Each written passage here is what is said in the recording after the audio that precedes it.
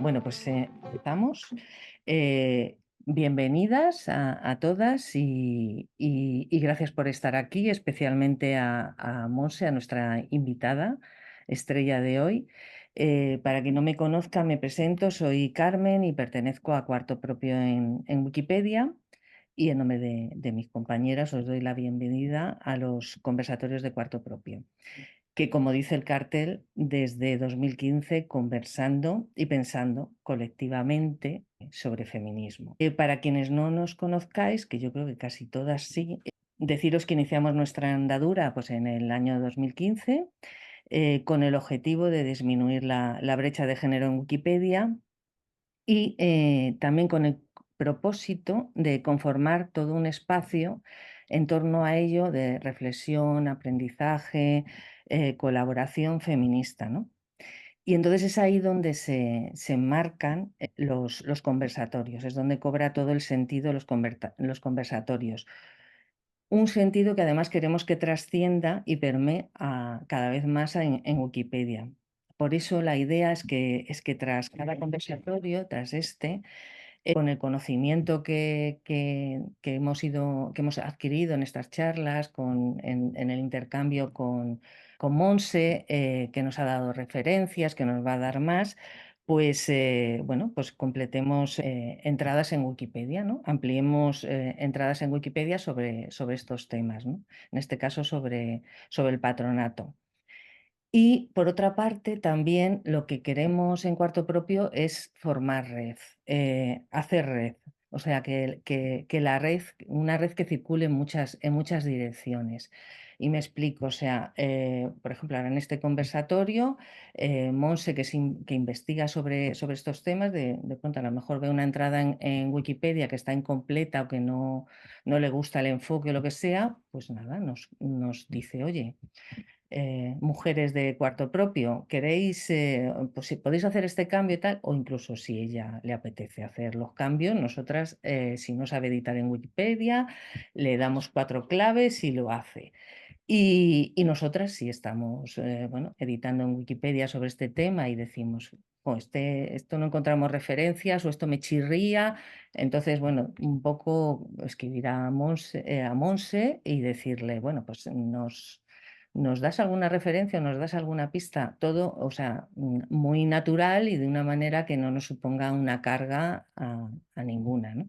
Pero ese tipo de redes son las que en Cuarto Propio queremos conformar, ¿no? Y que hemos ido conformando a lo largo de estos años.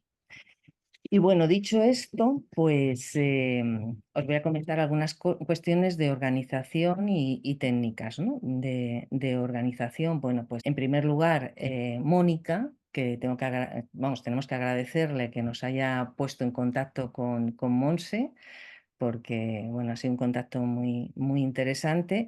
Pues Mónica nos va a presentar a Monse, a nuestra invitada. Luego pasaremos, para que sea más dinámico, a turno de preguntas, partiendo de un par de preguntas que hará Mónica. Bueno, pues el resto abiertamente, pues vamos haciendo preguntas. Y así es que adelante, cuando quieras, Gracias, Mónica. Carmen. Bueno, bienvenidas. Gracias, Monse, por compartir tu tiempo. Gracias a todas las personas que nos acompañan en este conversatorio.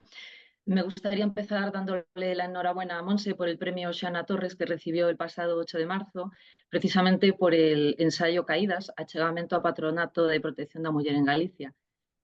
Cabe mencionar que Xana Torres, el nombre del premio, es de una escritora ilustre gallega de la segunda mitad del siglo XX, visibilizando, y que además lo que pretende este premio es reconocer trabajos por la recuperación de la memoria histórica de las mujeres. Así que enhorabuena. Volveremos después de que haga una pequeña reseña de la trayectoria de Monse a profundizar con el tema que nos ocupa del conversatorio.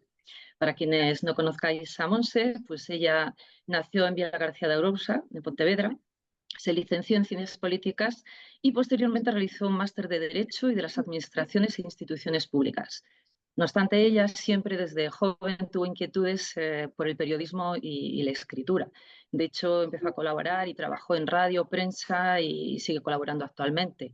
Creo que el periodo más largo fue en el Faro de Vigo, si no me equivoco. Y bueno, posteriormente, entre los años 2013 y 2021, coordinó a Memoria das Mulleres, la memoria de las mujeres, un programa dentro de la Concejalía de Patrimonio Histórico del Ayuntamiento de Pontevedra. Y unos años después también estuvo como técnica de memoria histórica en la Diputación de Pontevedra. Otra de sus tareas pues, ha sido y seguirá siendo seguramente la difusión en centros educativos sobre las consecuencias del golpe de Estado del 36 en España. Y es que Monse Fajardo tomó conciencia durante su niñez, ya muy tempranamente, como decía, de la conexión entre la represión franquista y la impunidad. Entonces, sus investigaciones están atravesadas por esta idea, por la memoria histórica y también por el enfoque de género. Por mencionar algunos de sus trabajos, consecuencia de algunas de sus investigaciones, habría que empezar hablando de matriarcas, mujeres en pie de vida. Es que me encanta el término que has elegido al título, mujeres en pie de vida. En el año 2012 publicó esta investigación, que además fue autoedición, dando voz a 10 mujeres gallegas, perdón, gallegas de distintos puntos de Galicia a través de entrevistas con ellas, mujeres de lo común, que ponían en valor en este matriarcas sus vidas y a ellas como protagonistas de la posguerra, como sosteniendo sus familias, la sociedad que les tocó vivir, ¿no? En ese momento. Me parece muy interesante porque son referentes para otras mujeres que si no están en ese libro seguro que se ven reflejadas en lo que cuentan estas 10 mujeres. El libro que menciono ahora es Un cesto de mazás, Memoria das vítimas do 36 e do tempo que veu. En el 2015 lo publicó. Y también siguiendo esta metodología de entrevistas, pues dio voz a las víctimas del 36 para hacer memoria y justicia. Otra temática que ha tratado Monse e investigado es el tema de la violencia contra las mujeres. Entonces, en 2017 publicó Invisibles, reuniendo relatos de mujeres víctimas de diferentes violencias machistas. Les da totalmente el protagonismo a ellas y visibiliza esta lacra social que tenemos. Cabe mencionar que este libro sirvió de base para un texto teatral que creo que se sigue representando y que ha recibido el María Casares o varios premios María Casares de teatro. Bueno, seguiríamos contando más actividades porque Monse es muy inquieta y además de libros colectivos, algún documental. Por mencionar algo así que también es reciente, a finales del pasado año, en 2023, también le otorgaron el premio SELIC del Ayuntamiento de Santiago de Compostela por otro ensayo, Donde habita la tolemia, donde habita la locura. En este ensayo, Monse visibiliza la enfermedad mental y la represión institucional contra las mujeres psiquiatrizadas, en concreto en la Institución Mental de Santiago de Compostela, Conxo. Me parece que esas. Bueno, ahora sí, he abreviado bastante. Vamos a empezar el conversatorio sobre el patrimonio, dándole la palabra a Monse si quiere matizar o comentar algo sobre lo que he comentado. Y me permito hacer un par de preguntas así muy básicas, que serían, Monse, ¿cómo y cuándo tuviste conocimiento o noticias sobre el patronato? ¿Y qué te llevó a investigar sobre el patronato? Sabemos que te centras en Galicia, pero bueno, creo que vamos a hablar un poco en general y ya como tú quieras. Gracias. Bueno, hola, buenas tardes a todas.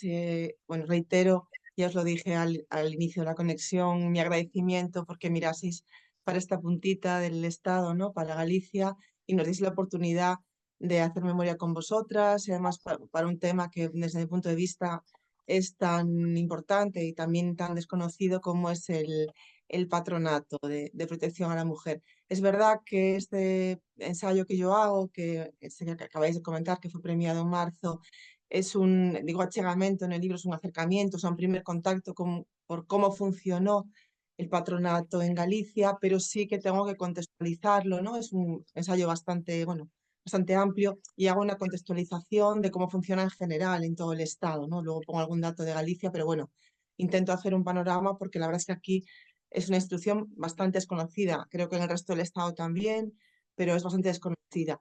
Y llego a ella gracias a colaborar, o sea, a participar en un conversatorio parecido, me salía en gallego ya, parecido a este que hacéis ahora, el que organizaron desde la comuna de expresos franquistas, desde CEACUA, y estaba, bueno, pues hablábamos de distintos temas, yo hablaba un poco de la represión sobre las mujeres en el 36, justo en los primeros años, y también estaba Jun Quiñonero hablando precisamente del patronato, ¿no?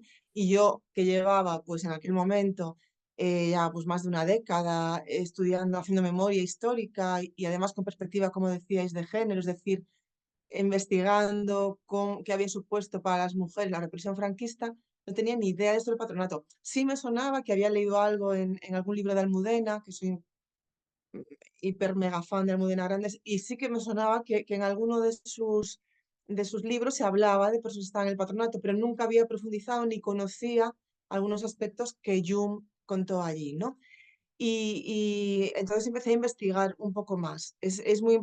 Me gustaría dejar claro desde el principio que yo llego bastante tarde al patronato, es decir, que hay personas como Carmen Guillén, como Enriqueta Barranco, como Andrea Momoitio, por supuesto como Consuelo García del Cid, expatronata, que abrió este camino en 2012, que lleva mucho más tiempo investigando que yo y que son mucho más, ¿no? Seguramente mucho más conocedoras en este aspecto. Pero yo me decido a hacer un estudio en Galicia porque empiezo a llamar a personas con las que yo trabajo para investigar la memoria histórica en Galicia, personas que llevan desde incluso de los años 80 haciendo investigación de memoria histórica y les pregunto, ¿qué sabes del patronato? Y me dicen, ¿qué es eso? ¿No? Nadie sabía nada. A lo mejor alguno había leído algún artículo de Andrea o así y tenía una cierta idea, pero para mí fue básico, lo cuento en el ensayo, que una de las personas de más edad me decía, ah, sí, eso eran esas monjas que ayudaban a las chicas descarriadas, ¿no? No. Entonces ya hay una cosa que yo siempre digo en el tema de memoria histórica, que hay algo que me parece peor que el silencio y que es el relato falso, ¿no? O sea, no es solo que no se hablase muchas veces de las mujeres que sufrieron la represión franquista o incluso de las víctimas en general, sino que se cuenta eso de, pues algo harían, o eso de, estas niñas eran unas descarriadas, o estaban en redes de prostitución, y vienen las monjas y les ayudan, ¿no? Investigar el patronato es muy fácil desmontar esa cuestión, ¿no? Y es muy fácil llegar a esa conclusión de que ni las monjas eran benéficas ni las niñas eran para nada prostitutas, por lo menos en el caso de Galicia no era ni, exagerando mucho, 1 de cada 10, exagerando muchísimo, no llegamos a esas cifras, de las personas que estaban en el patronato habían tenido, o ellos decían que habían tenido algunas relaciones a niñas con la prostitución, la mayoría no tenían nada que ver. Y entonces, bueno, pues me pareció muy importante no solo eso, hablar de algo que no se conocía, sino intentar desmontar el relato franquista que, a pesar de que llevamos casi ya medio siglo de democracia, pues yo creo que se siguen muchas cosas, lo tenemos ahí como muy, muy presente, ¿no? Muchas cosas.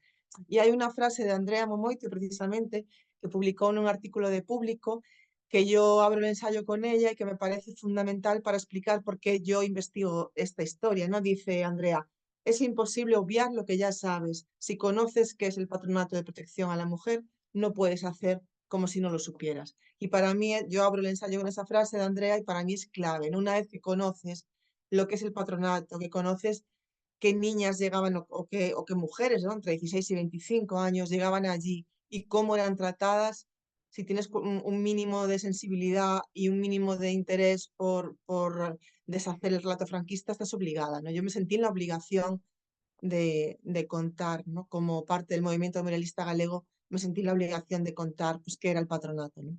Sigo un poco, si queréis, sí, si queréis, sigo un poco contando eso, que es un poco, yo creo, las principales cuestiones que tenemos que dejar atrás, ¿no? En el caso del patronato, porque como os decía, hay una idea, o sea, lo que yo veo en Galicia, por lo menos, no sé si luego me contaréis si en otros puntos del Estado es así también o no.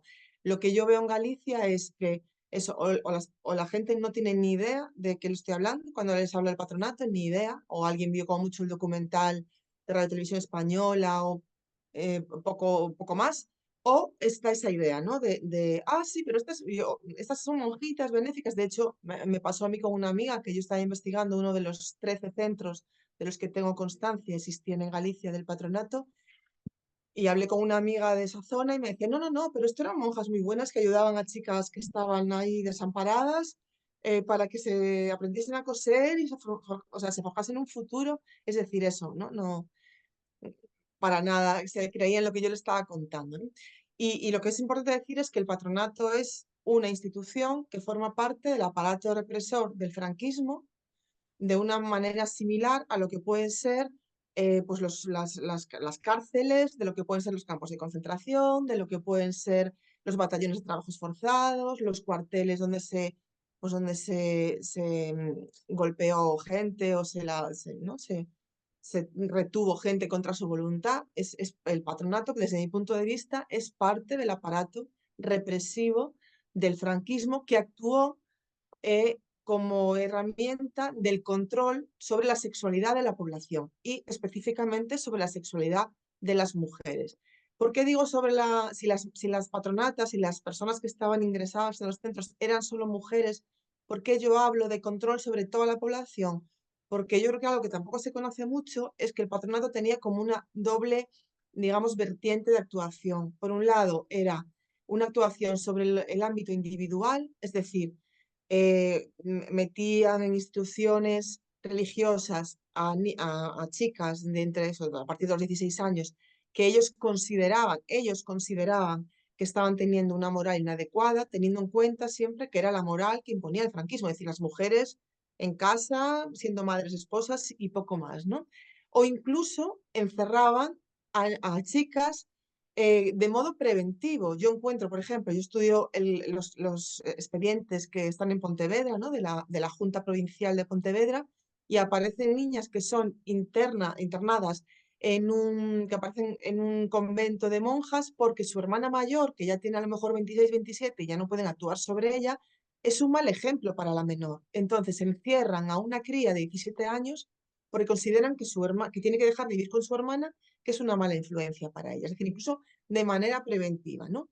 Y luego también hay una actuación, digamos, de una vertiente colectiva que ellos intentan imponer a través de las juntas provinciales, luego explicaré si queréis un poco más cómo funciona el patronato, intentan imponer una moralidad determinada a toda la población. Es verdad que sobre todo a las mujeres, pero en general a toda la población.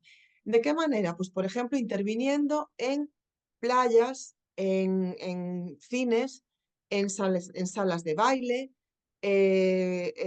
pues eso, interviniendo en cuestiones de uso de anticonceptivos, interviniendo en la pornografía, pero no la pornografía que podemos entender nosotras ahora como pornografía. Ellos especifican que no les vale de excusa para la pornografía las investigaciones científicas o el arte, es decir, eliminando cualquier desnudo en un libro que se aparezca un torso, porque tenemos que explicar el funcionamiento, no sé, de los pulmones, si aparece un torso femenino, no puede ser, o en un cuadro que se pinta un desnudo, no puede ser. El arte ni la ciencia no sirven, dice el patronato, como excusa para la pornografía, ¿no? Entonces, intentan intervenir, digamos, yo lo digo en el trabajo, que son como el ojo en la cerradura, ¿no? Intentan intervenir incluso dentro de las relaciones sexuales de los matrimonios o de la población en general, ¿no?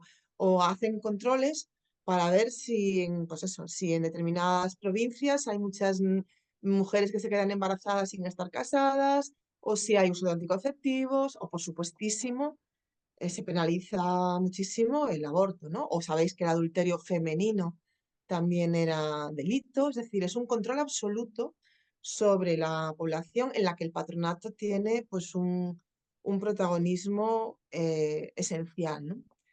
¿Y cómo funciona el patronato? Pues el patronato se crea, sabéis, en 1941 y empieza a funcionar en 1942 y tiene como una especie de dirección, que es la Junta Nacional, que está presidida por doña Carmen Polo. Ellos tienen como dos modelos de mujer, la Virgen María y Carmen Polo, ¿no? Esas son un poco las mujeres a las que nos tenemos que parecer, ¿no? Y esa Junta Nacional tiene, digamos, derivados, juntas en cada provincia. Es decir, hay una dirección del patronato en cada una de las provincias del Estado e incluso dentro de las provincias, si hay zonas que consideran que son especialmente peligrosas para la moralidad, hay una junta local, ¿no? Por ejemplo, en el caso de Galicia, hay sobre todo juntas locales en zonas costeras de bastante población. En Pontevedra tenemos Vigo, pero por ejemplo, en Lugo, en la provincia de Lugo, llegan a tener 10 juntas locales, porque la Junta Provincial de Lugo considera que Ribadeo, Mondoñedo y otras poblaciones, pues hay que extremar los controles, porque son zonas, pues bueno, lujuriosas y con mucho peligro, ¿no? Entonces, ¿quiénes conforman esta? Que es una cosa que también dedico bastante, un capítulo entero en el ensayo, ¿no? ¿Quiénes dirigen o quiénes conforman estas juntas provinciales? Pues en muchos casos, yo por ejemplo que conozco un poco más la represión en Pontevedra, en muchos casos vemos en las juntas provinciales aparecen los mismos nombres que aparecían cuando estábamos estudiando la represión franquista. Pongo un ejemplo, ¿no? En Pontevedra aparece en la Junta de Pontevedra José Lino Sánchez, que es un señor que fue el encargado de custodiar los bienes incautados a Castelao, ¿no? Que sabéis que es uno de los padres del nacionalismo galego, que tiene que exiliarse en Argentina después del golpe de Estado, le incautan todos sus bienes y ese señor, José Lino Sánchez, es el encargado de custodiar, que luego algunos aparecieron misteriosamente en su casa y fueron vendidos luego en democracia a cambio de una suma muy importante, él custodia los bienes de Castelao. O, por ejemplo, encontramos a José Lino Sánchez en un juicio contra unas hermanas de Pontevedra que pertenecían al Socorro Rojo Internacional, las corseteras, se las llamábamos aquí porque tenían una tienda de ropa interior femenina. Son detenidas y este señor aparece en su juicio, o sea, vamos, en comisaría denunciando que estas mujeres eran socialistas, eran malas, malísimas y están en la cárcel. O este señor, incluso en una declaración, habla de José Acuña Gallego, que es un dirigente republicano de Pontevedra, que luego es paseado. Y este señor es parte del patronato hasta que se jubila, hasta muy entrado ya hasta el tardofranquismo, ¿no? Es decir, eso refuerza un poco esa idea que os comentaba antes de que el patronato es una herramienta más de represión contra la población. Y luego, ¿quién está también? Pues está siempre la iglesia es vital, fundamental, protagonista absoluta de la represión femenina, y luego está la sección femenina, la acción católica, un representante del Ministerio Fiscal franquista, un representante de los ámbitos militares. Estas personas conforman el patronato, en la junta, ¿no? Provincial. Y no es un tema menor quién conforma la junta, porque son esas juntas las que deciden el futuro de las chicas que van a estar ingresadas en las instituciones religiosas sin que haya ningún tipo de intervención judicial. Yo tengo, por ejemplo, el caso de Lugo.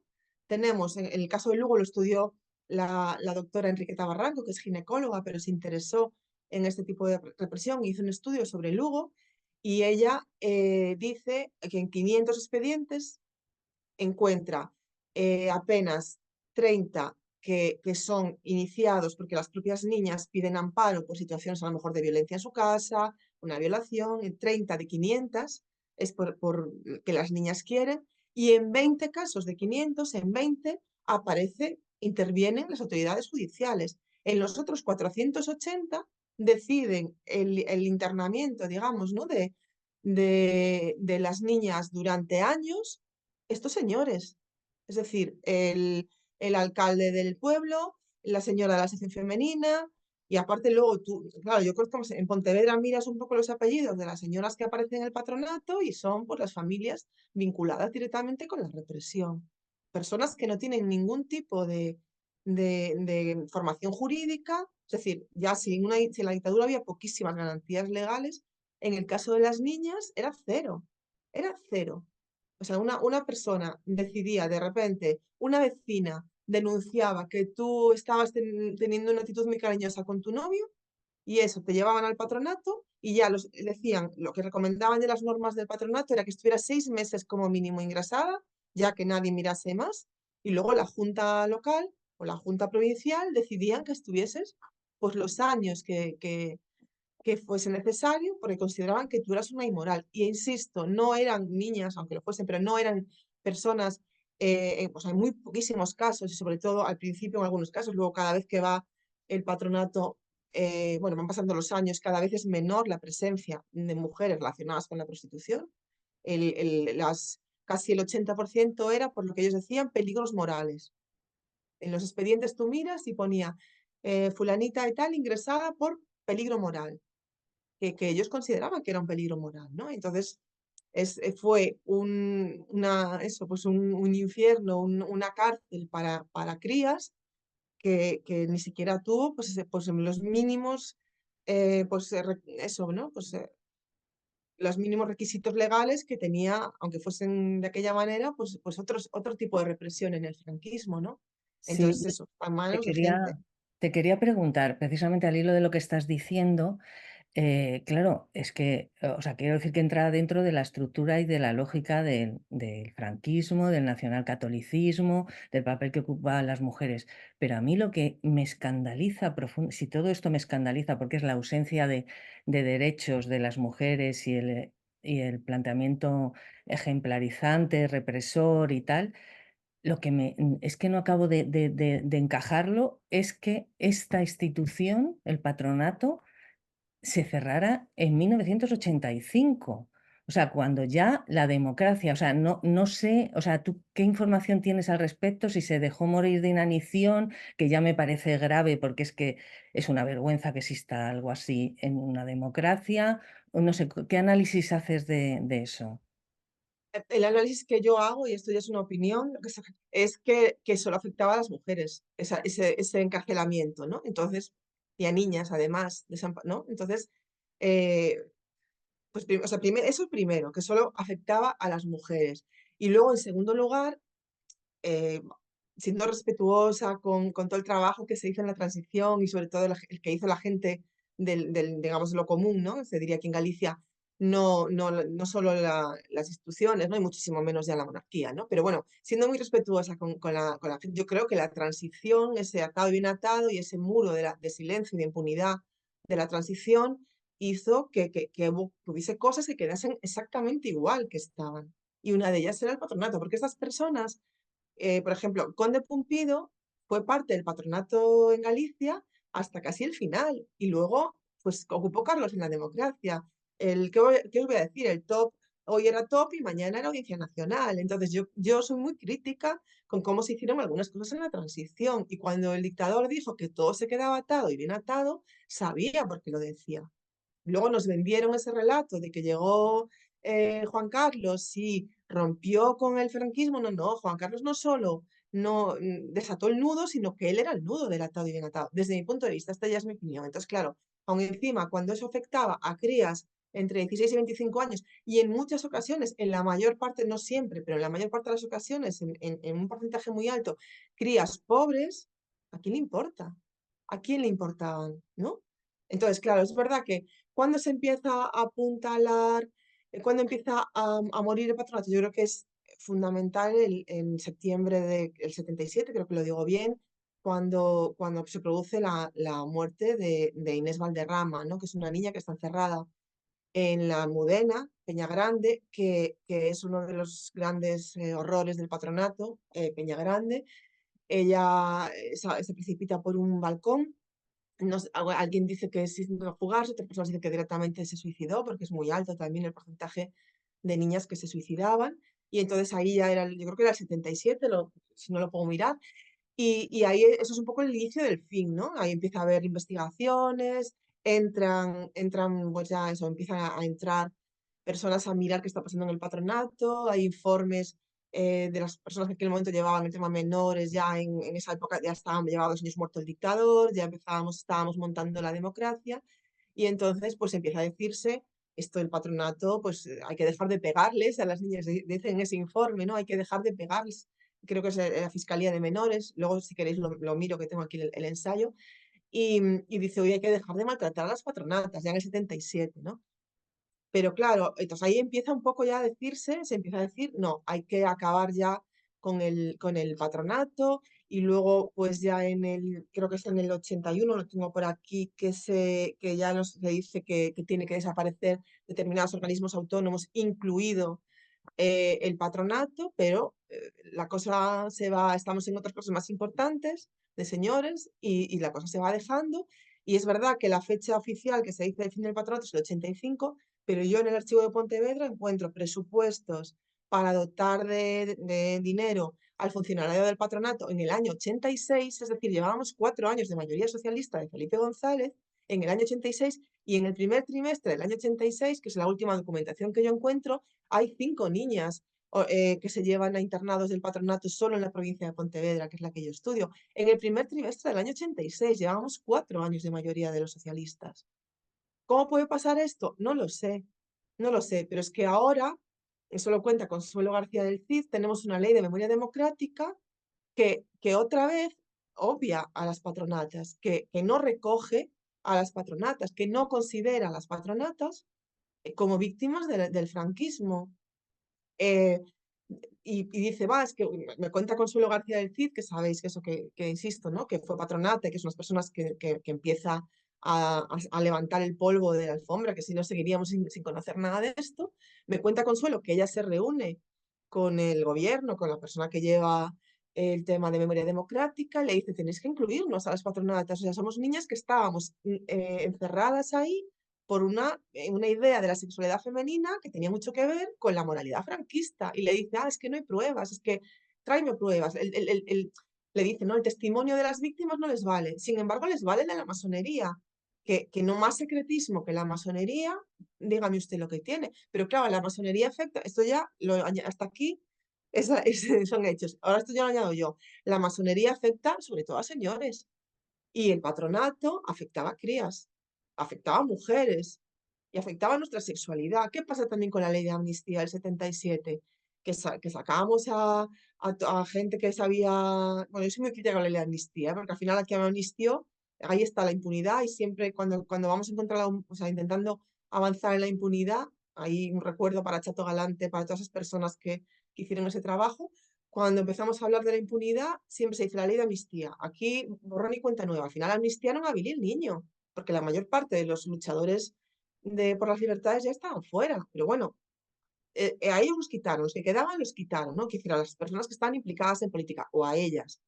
Pero dejaron dentro a más de 300 mujeres que estaban en cárceles españolas por prostitución, por aborto, por adulterio, porque consideraron que eso no era, o sea, que esos no eran delitos políticos.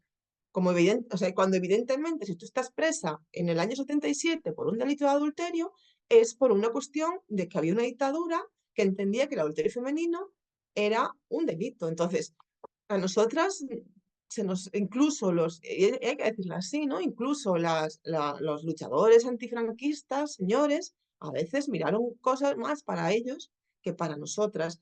Sí que estaban ahí, pues, el movimiento feminista, gente como Justa Montero, estaban pues, Vindicación Feminista, publicaciones como Vindicación Feminista, que ya hizo artículos sobre el patronato en los años, en el 77, El País también hizo alguno, Interview, publicaciones que sí sacaron, pero hasta el año 86 tengo pruebas documentales de que se siguió internando niñas en el patronato. 4 años llevaba Felipe González, de mayoría absoluta. Precisamente te iba a preguntar sobre si estaba incluida en la ley de memoria histórica y es que me parece sangrante. Y ya lo último de mis preguntas era, ¿están las patronatas, como las llamas, se han organizado de alguna manera, han empezado a hacer algún tipo de movilización que se las pueda apoyar de alguna manera o no sé? Yo sé que Consuelo García del Cid tiene pues, contacto con algunas de ellas. Yo lo que os puedo decir es que a pesar de que llevo bastantes años haciendo memoria y tengo bastante contacto con las asociaciones memorialistas de toda Galicia, intenté buscar patronatas gallegas y no encontré ninguna. Y tengo pruebas de que fueron miles, porque esa es otra, ¿no? El patronato empezó con el primer año, yo apunté por aquí los datos porque me parecía también, en 1943 en todo el territorio estatal se trató, o sea, se metió en el patronato, o sea, no significa que todas estuvieran internas, ¿eh? Porque a veces le hacían seguimiento en su casa y tal, pero bueno, la mayoría acababan internos, pero no siempre, a veces pues estaban como una especie de libertad vigilada, ¿no? Podemos decir. Eran 427, ¿vale? En 1943. En 1951 eran 3.360 al año de media. En 1950, a partir de 1953 eran 41.000 chicas al año. Cada año 41.000 expedientes, 41.000. O sea, son miles las mujeres que pasaron por el patronato. Pero claro, todavía está el estigma, porque todavía está en la mente de mucha gente que estas crías eran unas descarriadas o que eran prostitutas. Entonces, sal tú a decir en Vigo o en Pontevedra o en Vilagarcía que yo estuve en el patronato o que mi madre estuvo en el patronato. Sal tú a decir eso, claro, se callan, se callan porque son conscientes de que todavía sigue ahí el estigma para la mayoría de la población. Si estuvieron internas en colegios de monjas y tales, que eran unas descarriadas. Entonces, yo creo que el paso para que seas, sí que es, le digo, Consuelo García Ortiz, luego si quieres os paso el contacto, sí que tiene contacto con otras mujeres y de vez en cuando ellas, a mí me ayudó mucho con ese trabajo, Consuelo, y ellas de vez en cuando participan en foros o van a, o, bueno, pues hacen actividades juntas, pero yo creo que son muy pocas todavía las que salieron a la luz. Yo le decía a Consuelo, es que no soy capaz de conseguir ninguna en Galicia. Y sabiendo dónde estaban ya colocados ¿no? en las instituciones que funcionaban en Galicia, que yo tengo localizadas 13, y yendo a gente de esas zonas, por favor, a ver si encuentras a alguien que estuvo aquí. No fui capaz, sigo intentando, ¿eh? Y sé que en algún momento conseguiré, pero es muy complicado. Y yo creo que es por eso, porque dicen, ajá, sí, yo ahí a decir que eso, que yo estuve ahí, ¿no? Que piensen que algo haría yo para haber acabado pues ingresada en un convento de monjas, ¿no? Entonces es muy complicado, claro. Gracias. ¿Alguna más se anima? Lo primero, felicitarte. Y en este oscurantismo que rodea el patronato, efectivamente, no nos conocemos siquiera las que estamos trabajando sobre el patronato. Así que, como María Palau, que también está aquí y que ha sido la María, que nos ha sí, facilitado María Palau, pues precisamente a el María Palau la enlace. usé muchísimo, así aparece por ahí. Pues a Bueno, María y a Marta García, eh, su pues es Indignas Hijas de que, la Patria, su sí, sí, bibliografía también, que no se las nombré al exactamente. principio, pero Voy a fueron mostrar por importantísimas aquí para mí. otros dos libros que probablemente conocerás, el de Lucía Prieto Borrego sobre Málaga y el mío, publicado en el 21, la comparativa con las lavanderías de la Magdalena. Ah, sí, tú también estás en mi bibliografía. Hola María. María, de A nuevo. María y a Marta os cito en mi trabajo y tengo por aquí vuestro libro, ¿no? Sí, sí, bueno, lo que... Hola, bueno, ahora nos conectamos el micro, Pilar, habla tú y ahora Vale, nos conectamos sí, nosotras. Estáis aquí, ¿eh? me parece que Y es... el tuyo usé algún artículo, alguna cosa también que encontré en la red y eso pues si también te nombro en mi bibliografía. Es que me sonaba Pilar Aparicio, pero ya mi cabecita, perdonad si no os Bueno, yo, nombré al principio, no, pero no era tanto por visibilizar, me parece que lo lo que es sé. sumamente importante es que en un tema que tú lo has, creo que lo has dejado muy claro, en un tema de una injusticia tan brutal, no está incluido en el artículo 3 de la Ley de Memoria Democrática, etcétera, un tema que sigue estando ahí y que evidentemente se pasa el tiempo y es imprescindible convertirlo no solo en un tema de estudio, sino sobre todo en un tema de incidencia política y de justicia y de reparación, me parece interesantísimo que la gente que vamos intentando crear red en todo esto nos encontremos, ¿no? Y entonces un poco lo que sí me gustaría aportar junto con María, preguntabais por redes y grupos de supervivientes, es el término que algunas utilizamos, que queráis utilizar, ¿no? O represaliadas por el patronato, y además del trabajo de Consuelo, que todas reconocemos como pionera, además abriendo, hay algo que quizás no conocéis alguna, lo que querríamos aportar. Hace aproximadamente un año, a partir de una exposición sobre mujeres represaliadas por el franquismo que se hizo en Barcelona, pues empezamos así pasito a pasito a poner en marcha un grupo. Bueno, sobre todo la mayoría de compañeras están en Barcelona, pero yo, por ejemplo, vivo en Málaga, María y Marta en Valencia. Un grupo que lo hemos puesto nombre, Grupo de Apoyo a las Represaliadas por el Patronato de Protección a la Mujer, y que estamos intentando, pues además de aunar trabajos, también todas reconocemos el trabajo de Carmen Guillén y la invité directamente a participar en el grupo, etcétera, pues no, bueno, pues estamos en ese grupo desde la investigación, desde el periodismo, desde el activismo feminista, generalmente desde varios espacios, y entonces me parece también sumamente interesante, bueno, pues darlo a conocer y estamos intentando dar pasos ya en la línea directa de incidencia política, ¿no? Con todas esas dificultades. A mí el haber hecho el estudio comparativo con Irlanda, lo que me anima es que el proceso que en Irlanda han seguido respecto a las lavanderías de la Magdalena y las casas de madres y bebés, desde la parte de la sociedad civil, no digo lo que luego ha hecho el gobierno, que se sigue criticando y tratando de mejorar, pero desde la parte de la sociedad civil es muy interesante, nos inspira mucho, ¿no? Entonces, bueno, pues me parece interesantísimo participar aquí y ver cómo podemos ir contribuyendo completando un poco este puzzle, avanzando en este puzzle, sobre todo para llegar a eso, a un esquema de verdad, justicia y de reparación, ¿no? Evidentemente. Pues yo se lo comentaba a Consuelo, ¿no? La verdad es que desconocía el grupo de apoyo. Si en algo puedo ayudar, contad conmigo, por supuesto. Estaría encantada de hacer red. Y se lo comentaba además a Consuelo. Decía, deberíamos de juntarnos, Andrea, María y Marta, bueno, Consuelo, Pilar. De hecho, estás aquí también en mi bibliografía. Todas las personas, porque creo que para mí fue fundamental vuestro trabajo y creo que sería muy bueno poner en común, porque por ejemplo siempre se habla de que hay muy poca documentación y aquí en Pontevedra, en el Archivo Histórico Provincial, hay bastante información del patronato. Es verdad que es de los, porque sabéis que creo que es en el 55 que la propia Junta Estatal dice que se destruyan los expedientes a partir de los 7 años en que se cierran, ¿no? Es una orden, digamos, de la Junta Nacional.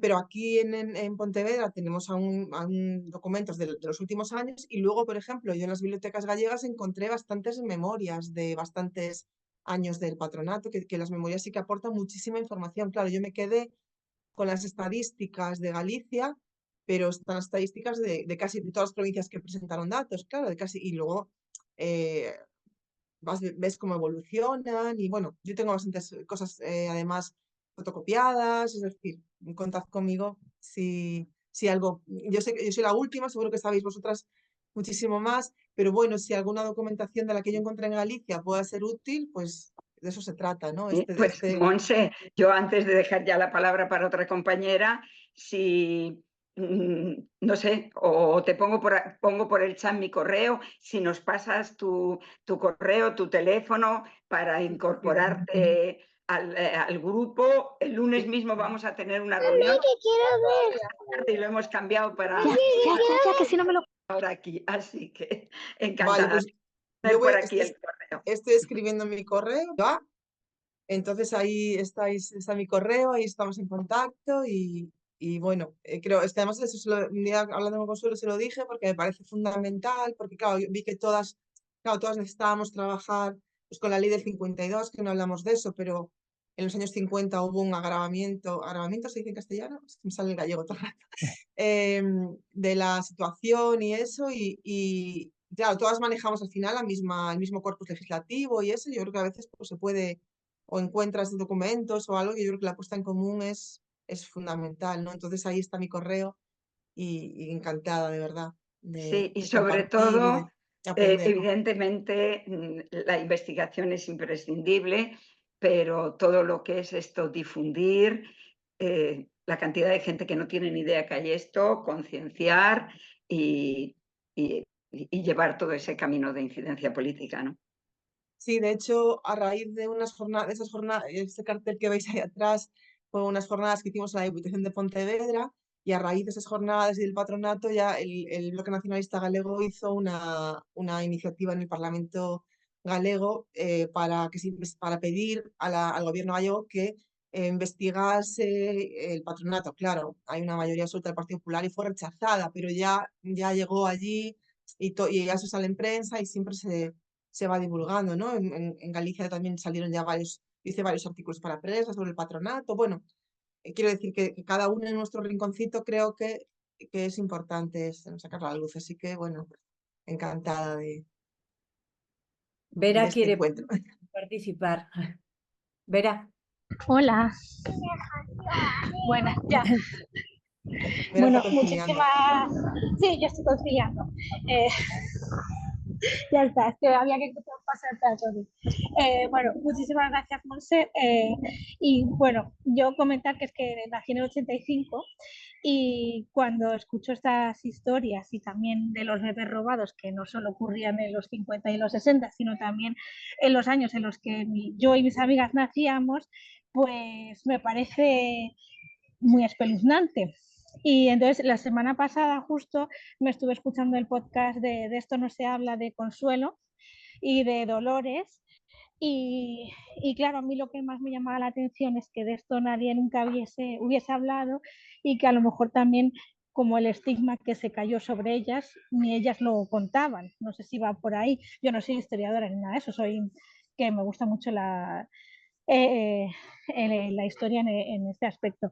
Y yo hay una cosa que siempre me ha llamado mucho, o sea, con mucho respeto al pasado, pero que sí que era como un ron run desde que yo estoy en la Universidad de Biología, que no se hablase de determinadas temas. Entonces, uno eran las fosas comunes, que era lo que se empezó a hablar más en mi universidad, y luego los temas de mujeres, ya un poquito así, que entre amigas nos lo decimos como algo confidencial, como si, pues eso, como dice el podcast, de esto no se habla.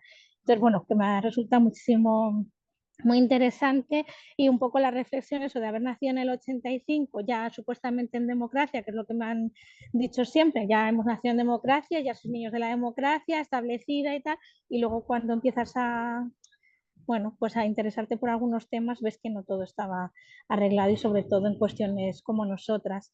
Y en uno de los testimonios, que era el de Dolores, bueno, que había sido violada por el padre, que tuvo los niños en el en Peña Un Grande, patronato. que luego los tuvo que... No, bueno, es que era todo espeluznante y era como qué mundos tan paralelos el que unas niñas estábamos naciendo en los brazos de nuestras madres y otros estaban dando a luz pues en Peña Grande con todo lo que suponía y en unas condiciones terribles. Entonces era como que había dos mundos y uno no se quería ver. Yo lo digo desde, bueno, un poco que a mí eso me estremece, de que a la misma vez que yo estaba naciendo estaba ocurriendo otras cosas de las que no se hablan. Entonces, bueno, muchas gracias y que entre las madres jóvenes estamos moviendo también los podcasts y hablamos de estos temas poquito a poco. Y nada, aquí me voy con mi conciliación. Muchas gracias.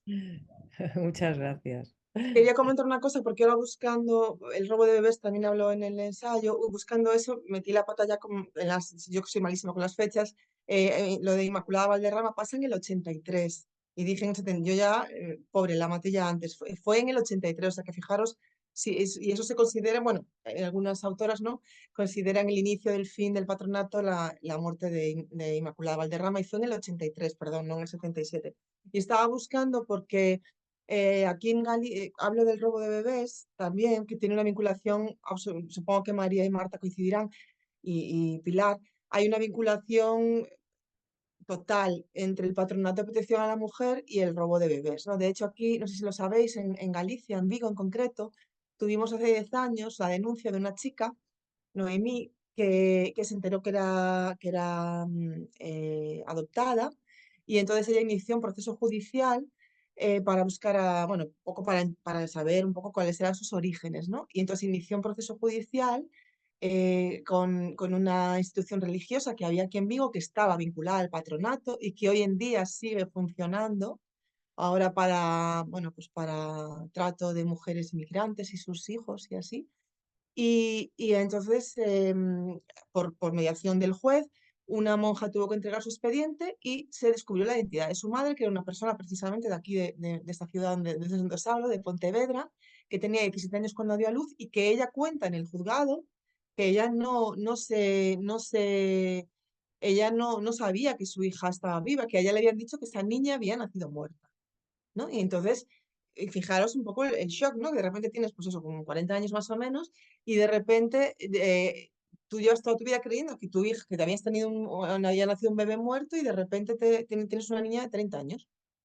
Llegaron a conocerse, ¿no? Madre e hija, pero luego el caso se sobreseyó, pues porque no lo sé, no sé muy bien, pues si no lo vieron constitutivo de delito, decían, punto, ¿no? Pero se descubre que esa cría pues era un bebé robado, ¿no? La madre dice, no, yo no me deshice de ella, a mí me dijeron que esta niña había nacido muerta, ¿no? Es decir, y esto pasa eso hace 10 años y en ese año nacieron, o sea, hubo dos denuncias aquí en Vigo por casos de, ¿no? Pues por también otro chico que también había sido su madre atendida, su madre biológica en el mismo sanatorio, en la misma congregación religiosa de Vigo. Y bueno, pues hay una vinculación total, porque claro, quitarle a una cría que está en Peñagrande, sabes que ahí en la señora Almudena era donde se mandaban a las patronatas que estaban embarazadas, que iban a dar a luz.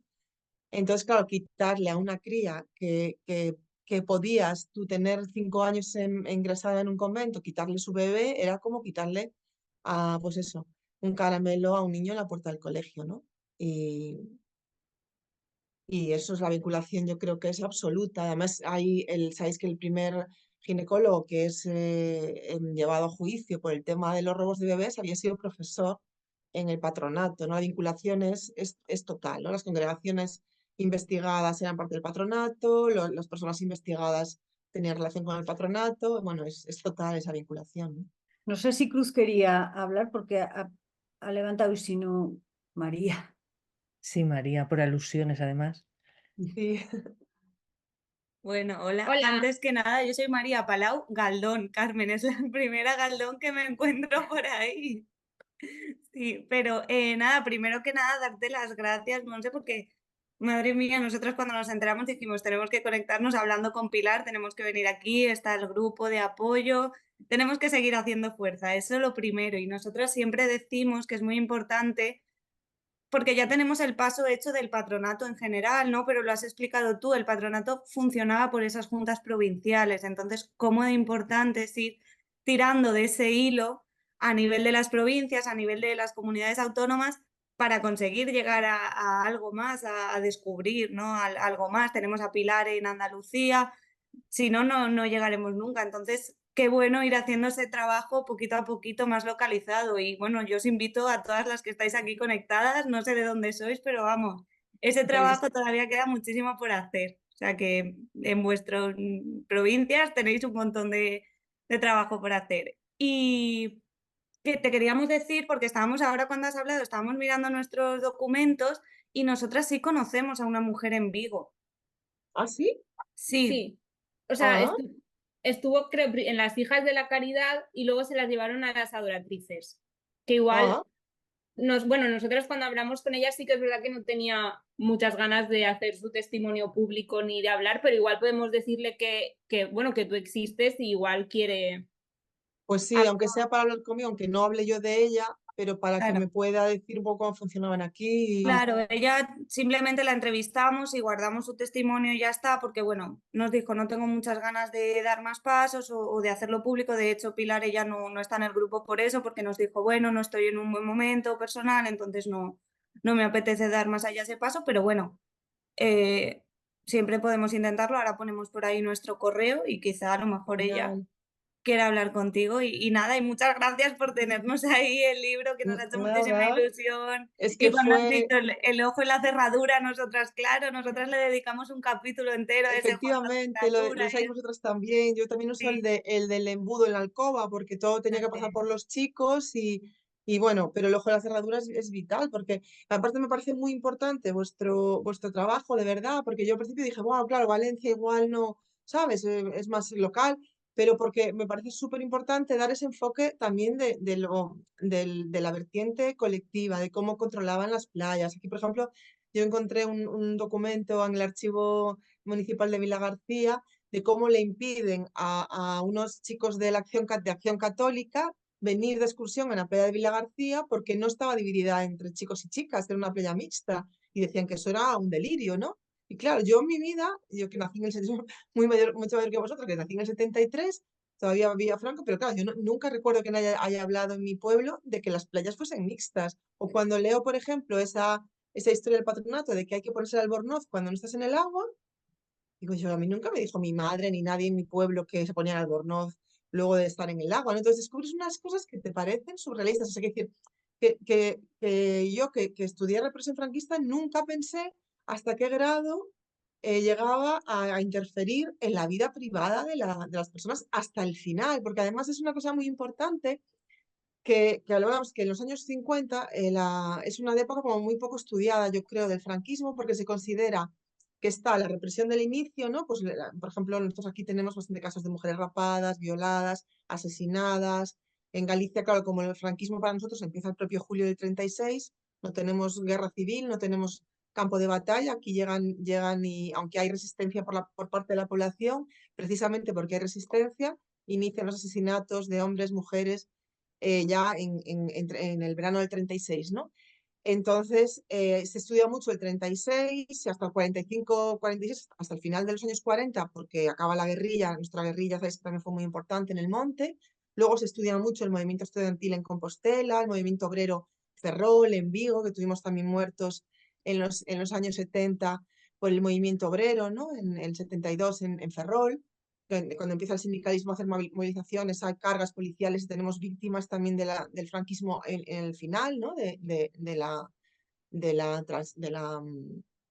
dictadura, incluso tenemos también a Moncho Reboiras por temas políticos, vale, esas dos etapas, el principio y el fin están muy estudiadas, pero luego hasta en los años 50 que hay como una sensación de que, bueno, ahí era un franquismo riquiño, porque quería, bueno, riquiño se dice en Galicia, suave, porque claro, querían conseguir el apoyo internacional, que sabéis que entran en la ONU, la España franquista reconocida por la ONU el 14 de diciembre del 55, por eso hay abolición de la prostitución en el 56. Bueno, y es como que ahí eran más laxos, ¿no? Y sin embargo, la ley del 52, sabéis bien, María Marta, la ley Vilar, la ley del 52, que se refiere al patronato, lo que hace es agravar la circunstancia de las niñas. Ahí se sube hasta los 25 años, ahí ya no hace falta ni siquiera que los padres digan o que la niña firme que está de acuerdo, o los padres o los tutores, tutoras digan que están de acuerdo con que la niña esté en el patronato. Incluso si la familia no está de acuerdo, le pueden quitar la patria potestad.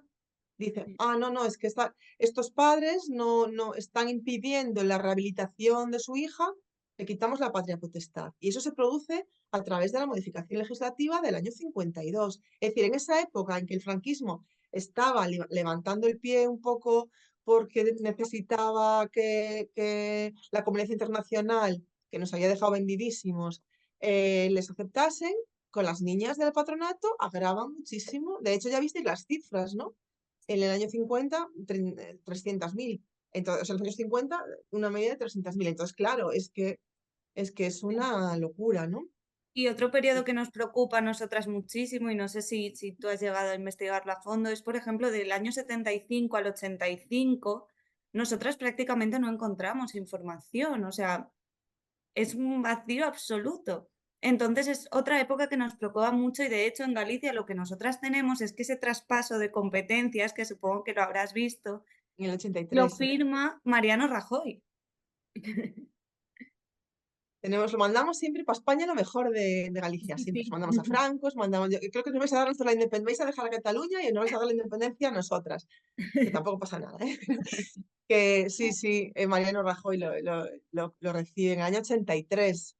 Y lo que comentaba, yo sí que en lo que es la provincia de Pontevedra, porque aquí solo encontramos por ahora documentación en Lugo y en Pontevedra. Parece ser que Coruña, o sea, en Coruña, yo creo que en Coruña existe. Lo que pasa que todavía nos están mandando porque dicen, no, de hecho yo contacté y entonces me dicen, no, tiene que estar. O sea, así como en Ourense, no aparece en ningún lado, nunca, o sea, no hay constancia. Sí que en A Coruña hay constancia, como que en algún momento estuvo por ahí la documentación del patronato, pero no, tiene que estar, te dicen, tiene que estar en la biblioteca de Galicia, tiene que estar, te va mandando de una biblioteca a otra, de un lado a otro, y yo en el tiempo que dediqué a esto, luego ya me tuve que meter en otras cosas, no la encontré, pero siempre tengo ahí esa idea, de hecho, a ver si consigo vincular alguna administración con esta investigación. Tengo ahí la idea de que yo estoy esperanzada en que A Coruña aparezca, pero en Pontevedra sí que es verdad que la documentación que existe aquí es de esos últimos, o sea, es más a partir de los años 60 y hay algo de los años 70. Y de hecho, ya os digo, o sea, yo encontré presupuestos para el año 86 y encontré 5 expedientes que se abren a 5 crías, bueno, mujeres, en el año 86. Es decir, porque si a mí, claro, a mí me extrañaba que todo el mundo decía, se acaba en el 85, y yo decía, 85 oficialmente, y aquí, por lo menos en Pontevedra, En el 86 seguía funcionando el patronato. La Junta, luego ya sí que no encuentro nada más, pero en el 86 aparece. O sea que veniros a Pontevedra y tenéis casa aquí y podéis iros a investigar ahí también. Yo cogí cosas, porque aparte sabéis que ahí depende en cada, por ejemplo, en el archivo, en el de la Diputación sí que te dejan hacer copias, tales. Además yo trabajé allí, mis compas se enrollan conmigo y me dan cositas. Pero en el archivo histórico, pues tienes que ir con una libretita con un lápiz y normal, ¿no? O sea, son súper majas, te dejan todas las cajas, están encantadas de que vayas, ayuda mucho, pero no puedes hacer, tienes que ir con lápiz, o las fotocopias son carísimas, o bueno, yo tengo alguna fotocopia de algún documento que sí me interesaba, sí lo pagué, pero luego hay muchísimas cajas, aparte está. Cuando yo estaba de técnica en la Diputación, hicimos eso lo tengo, os lo puedo pasar. Lo que hicimos fue contratar a una empresa que catalogase esos fondos. No fuimos capaces todavía de escanearlos, tal, pero sí que sabemos, hay tantos documentos del año 70 y eso lo tengo yo por ahí, os lo puedo mandar, para que sepáis, hay tantos documentos del año y eso. Pero bueno, perdón, nos estamos poniendo un poco técnicas igual. Me encanta esto que se está Hablamos en las redes. Begoña tenía levantada la mano. Muchísimas gracias, me ha resultado interesantísimo.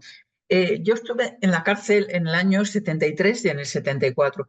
En el 73, el centro de detención, porque bueno, había centro de cumplimiento de sentencia y centro de detención de mujeres, que era antes de juicio, ¿no? Bueno, yo la primera cosa que creo que es muy, muy importante que destaquemos siempre, que la privación de libertad sin juicio es algo de lo que hay que hablar constantemente. Por supuesto, la cárcel hay...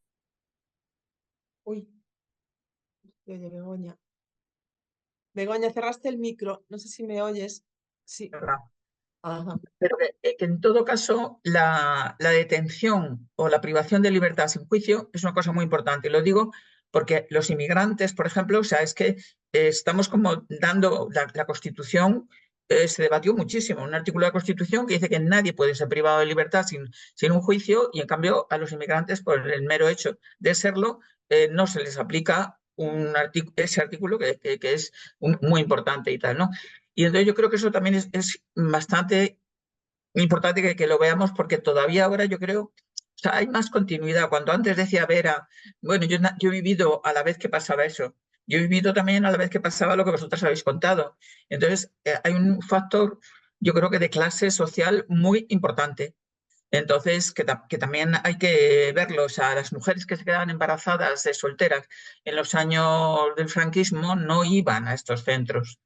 O sea, había otras maneras de resolverlo en la familia, de tal, pero no iban a estos centros. Y de la chica esta Inmaculada, he mirado en la Wikipedia y murió en San Fernando, pone.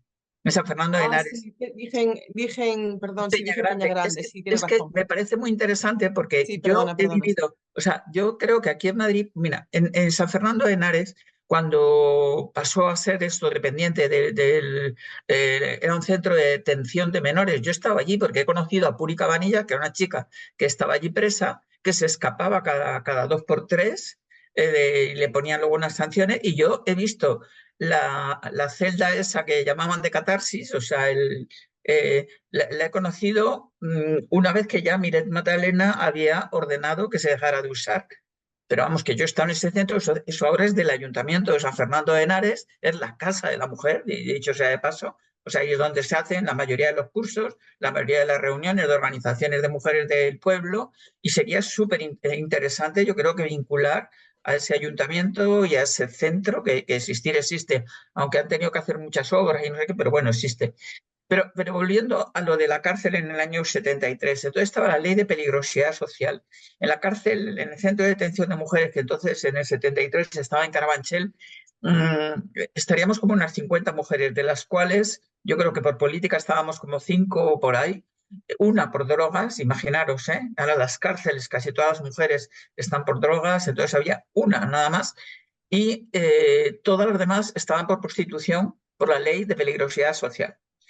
Y o sea, hacían redadas porque era víspera de Navidad y para que los padres cristianos no se fueran de putas en víspera de Navidad, hacían estas redadas. Y ellas decían, bueno, aquí nos cogen, no a todas, sino a las que somos de las zonas más pobres de la prostitución. Hola, O sea, soy Mónica.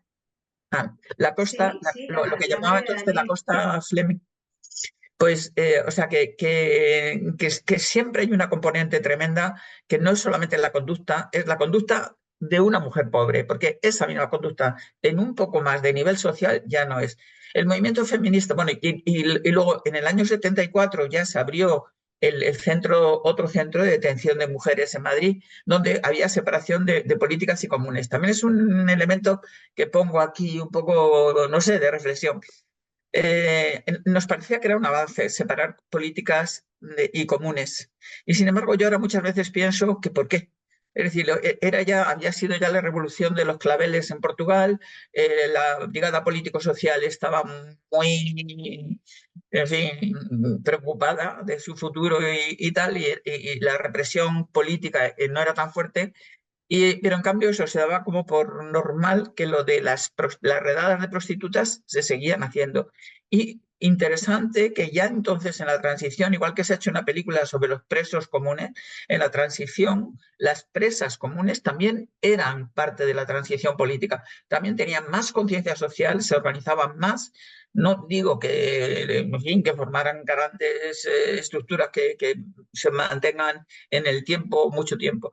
Y por último, me parece muy interesante el papel, vamos, interesante, no sé si es la palabra, el papel de las órdenes religiosas y de la sección femenina, es decir, el reparto de tareas entre la sección femenina. A mí sí me han dicho eso que tú dices que no, a mí sí me han dicho que nos teníamos que poner en la playa el albornoz o que teníamos que hacernos una faldita encima del traje de baño y tal, ¿no? Entonces, eso nos lo decían. O sea, yo iba a un colegio de monjas, entre las monjas, la sección femenina y las monjas que eran para estas mujeres pobres, o sea, había un reparto de tareas. Y yo creo que en parte ahora mismo con la trata, con la red de de trata de mujeres para prostitución, porque yo creo que para otros motivos toda la red esta que hay española contra la trata no actúa, me parece a mí, ahí, pues que también sería interesante ver que no todo empieza con la muerte de Franco o termina con la muerte de Franco. Y una pregunta que me está rondando, del tiempo del siglo XIX de Concepción Arenal, el tiempo del primer patronato a principios del siglo XX, ¿no? Antes de incluso la República. O sea, creo que también es interesante ver la evolución incluso ahora, por ejemplo, la Fundación Madrina, aquí en Madrid, y supongo en toda España, porque eso es de Vox, y Vox está más o menos establecido en toda España, hacen también ese papel.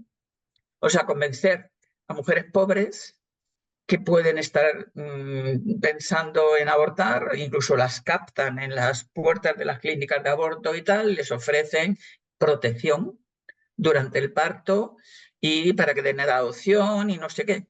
Y la forma de comportamiento de la Fundación Madrina es que tiene una agresividad tremenda y además se creen, o sea, bueno,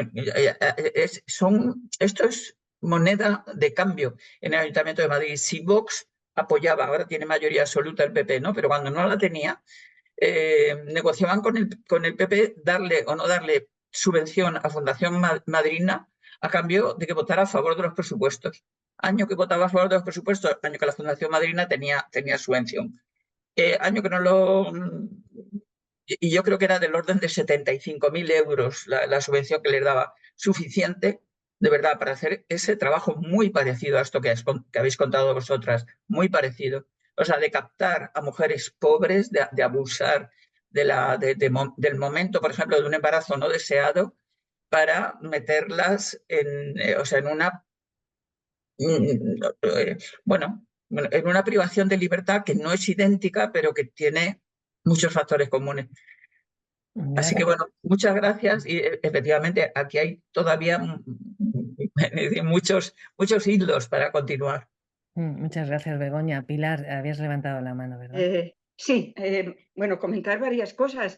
Claro, hablábamos, eran detenciones absolutamente ilegales.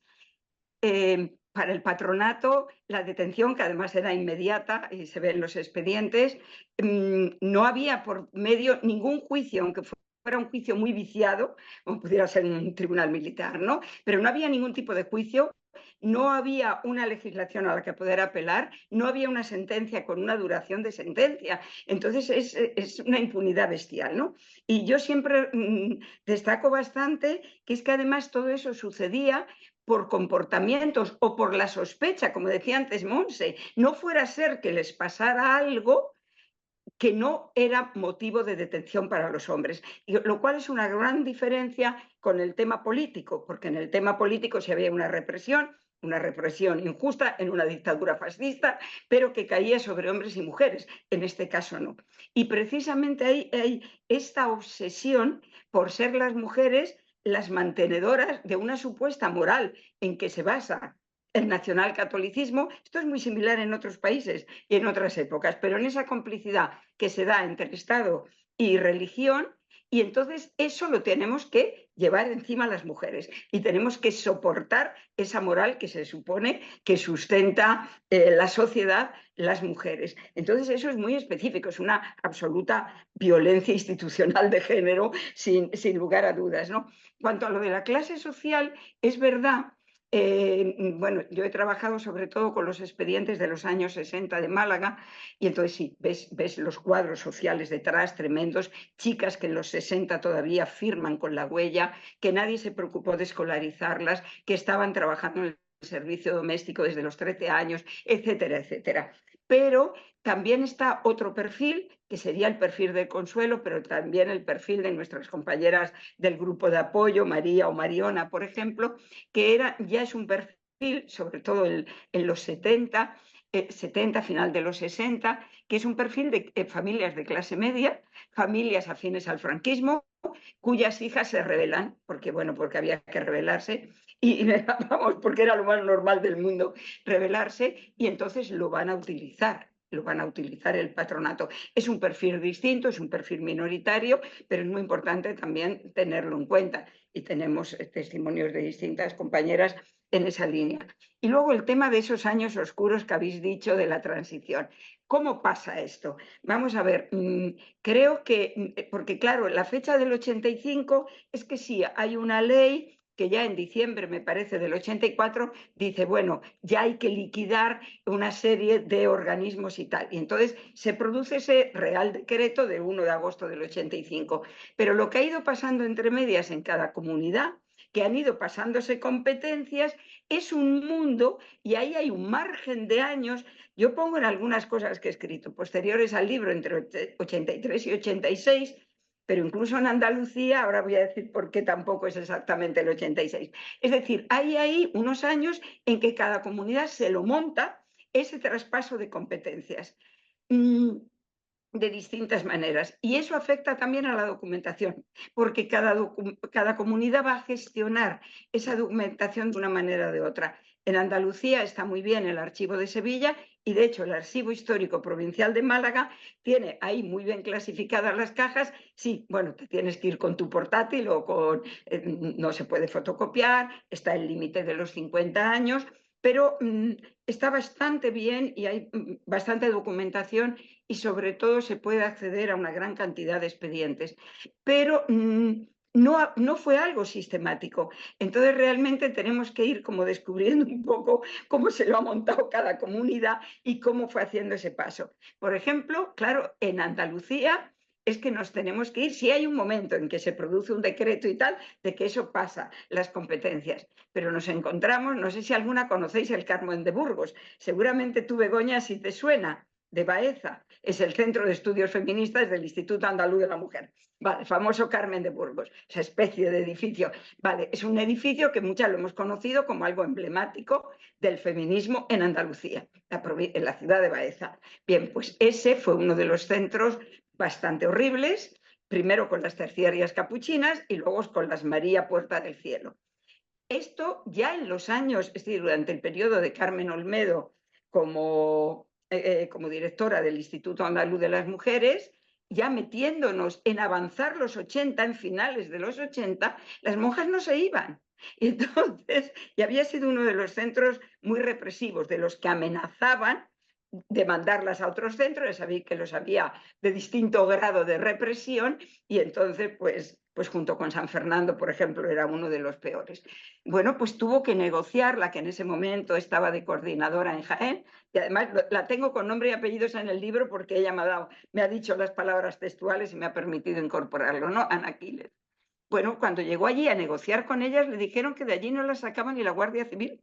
Y tuvieron que terminar buscando el propio Instituto Andaluz de la Mujer una casa para que se trasladaran, luego se fueron cerca de Linares para poder empezar, y ya en el 91 aquello empezó a funcionar como un centro de estudios feministas.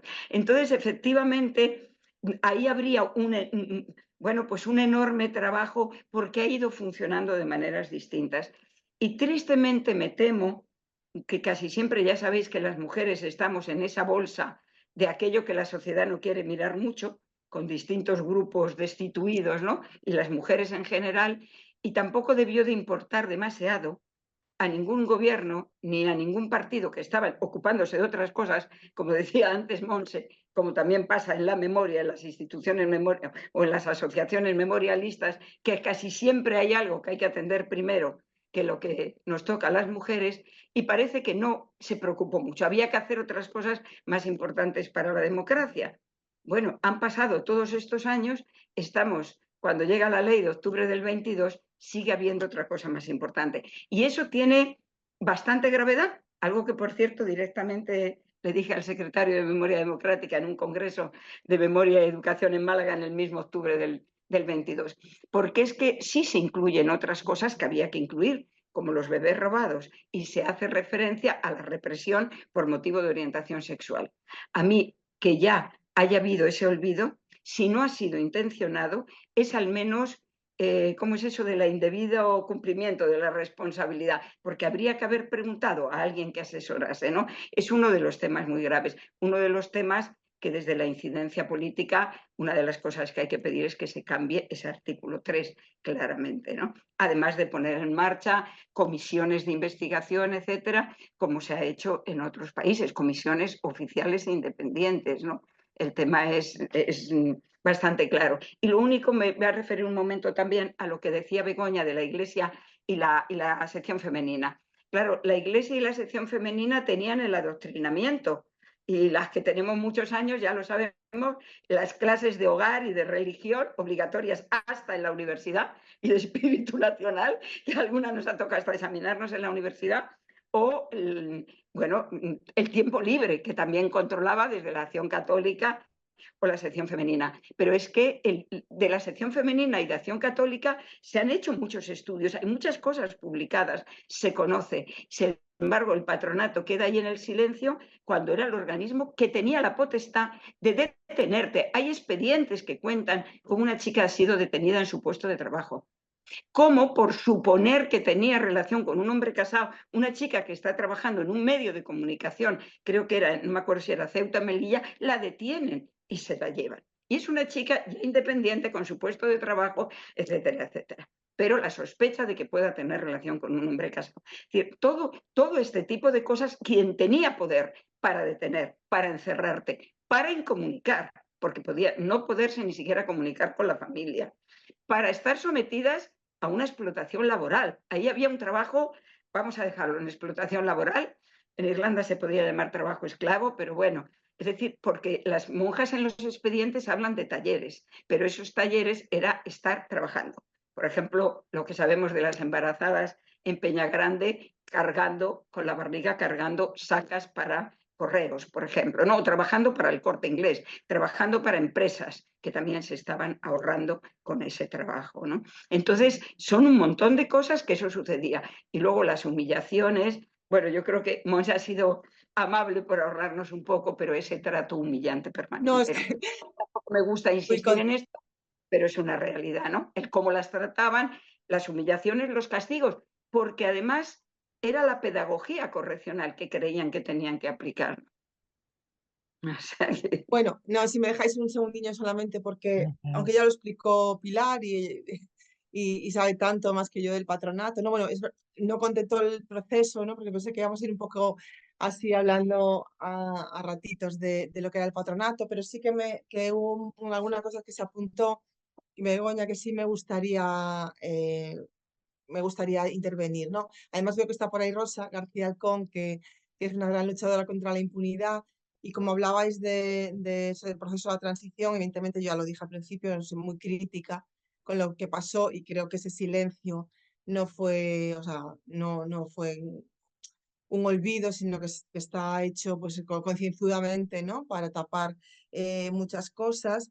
Y también me parece muy importante lo que apuntabais de la lucha de clases, porque en ese otro trabajo que apuntaba Mónica sobre Conxio, yo digo textualmente que si ser mujer era complicado en el franquismo, que si tener una enfermedad, un problema de salud mental era importantísimo, o sea, era gravísimo también, ser pobre era lo más grave, ¿no? Porque tú ves, por ejemplo, en el psiquiátrico de Conxo, como personas que tenían medios, que les pagaban la estancia, las familias, sobrevivían años y había, digamos, mujeres que habían enloquecido, que van ingresadas, que duraban días, o como muchas semanas, o como muchísimos meses en Conxo. Es decir, que la pobreza en ese momento era ya casi una sentencia de muerte si entrabas en Conxo, ¿no?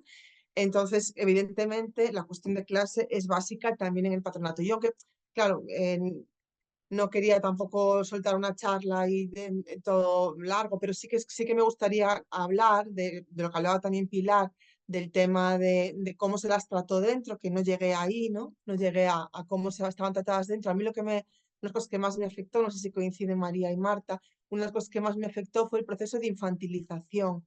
Era como daba como la sensación de que se las estaba castigando por haberse hecho mujeres, por perder la inocencia de la infancia. Entonces ellas cuentan cómo, cómo les ponían, por ejemplo, peluches en las habitaciones a chicas, mujeres de 20, 22 años, le ponían peluches en las habitaciones, payasos, que yo que estuve en un colegio de monjas, lo de los payasos me dio un yuyu, porque efectivamente teníamos payasitos así por todas partes, tebeos, ¿no? Cuentos infantiles, es decir, cómo se las infantilizaba de tal manera que muchas de ellas acabaron con graves problemas mentales. Yo creo que para, no sé si vosotros que tenéis más contacto, que para ninguna patronata fue inocuo el paso por el patronato, ¿no? Que eso te marca un antes y un después, pero hay casos de personas que acaban enloqueciendo y de hecho ahí en Cienpozuelos abren una planta, ¿no? Abren una parte para el patronato de protección a la mujer, es decir, en el manicomio de Cienpozuelos hay un área específica para las patronatas, ¿no? Incluso, y en casos, pues acaban quitándose la vida, suicidándose o, como cuenta Consuelo, autolesionándose por eso, ¿no? Entonces, efectivamente, o sea, el trato dentro, que bueno, ya lo contó Pilar. Mónica, tenías que haber invitado a Pilar, que lo cuenta mucho mejor que yo. Lo contó Pilar, el trato dentro de los conventos, de las instituciones religiosas, para ellas fue tremendo. Y luego había, también lo apuntó muy bien Pilar, el tema del trabajo esclavo, ¿no? Vamos a decirlo así. Además que aquí en Galicia entonces eran las esclavas de la Virgen Dolorosa, o sea, ya no soportaba, ya le ponían el nombre y los hogares taller y todo eso que había aquí, pues ya los llevaban las esclavas de la Virgen Dolorosa y eso era, ¿no? Es muy específico porque eso era lo que se convertían. Y luego empresas como el Corte Inglés que que se lucraron con el trabajo de estas crías, ¿no? Y además encima, lo que hablábamos al principio, de no solo acabar con el silencio, también con el relato impuesto, digamos, ¿no? Con el relato tramposo del franquismo, aún encima te vendían ese trabajo esclavo como formación a las patronatas. Es decir, las tenían fregando los suelos del convento y decían que las estaban enseñando a poder servir luego en una casa. O las ponían a coser pantalones vaqueros para que luego las monjas recibiesen el dinero del Corte Inglés, porque en ellas, en la mayor parte de los casos, no recibían contraprestación económica ninguna y te decía que la estaban formando, ¿no? O cuenta Consuelo, que había algunas de las organizaciones que ya las mandaban a servir a casas fuera y llamaban programas de inserción laboral, pero luego el dinero que ellas recibían se lo tenían que dar a las monjas y luego si necesitaban ropa interior o lo que fuera, tenían que preguntarle a las monjas si le compraba la ropa interior y ellas podían decidir que no se la compraban con el dinero. Pues aunque tuviesen el dinero que ellas habían ganado, las monjas podían decidir pues no se lo compro, ¿no? Y El papel de la Iglesia, yo creo que en este caso, la sección femenina es verdad que había representantes de la sección femenina en